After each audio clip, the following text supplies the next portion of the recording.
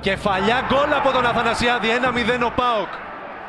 Στο 39. Αποστημένη μπάλα βρίσκει λύση ο ΠΑΟΚ για να πάρει κεφάλι στο σκορ. Η μπάλα γύρισε στον Τσαλπικίδη, 2-0 ο ΠΑΟΚ. Πάρα πολύ ωραίο γκολ, έξοχη συνεργασία από τους παίχτες του Άγγελου Αναστασιάδη. Νάτος εδώ, ανέκφραστος, αλλά είναι μια έξοχα εκδηλωμένη προσπάθεια από τους παίχτες του δικεφάλου. Με τον Τζανδάρη να βλέπει την ταχύτατη προώθηση του Σκόνδρα. Εκείνος πάτησε περιοχή στην πλάτη του Ζαραδούκα και γύρισε στο σωστό σημείο για τον Δημήτρη Σαλπικίδη.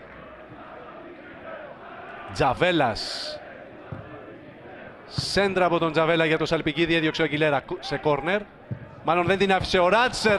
Η μπάλα στο δοκάρι, ο Μακ από κοντά, ούτε τώρα η μπάλα στα δίχτυα.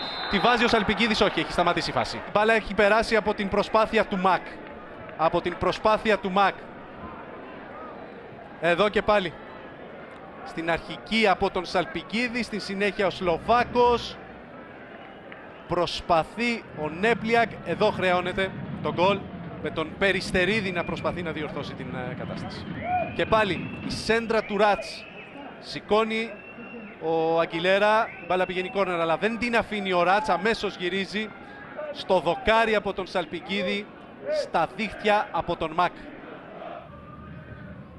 Ο Μακ για το Σκόνδρα που φεύγει στην πλάτη του Ζαραδούκα και κάνει το 4-0 για τον ΠΑΟΚ.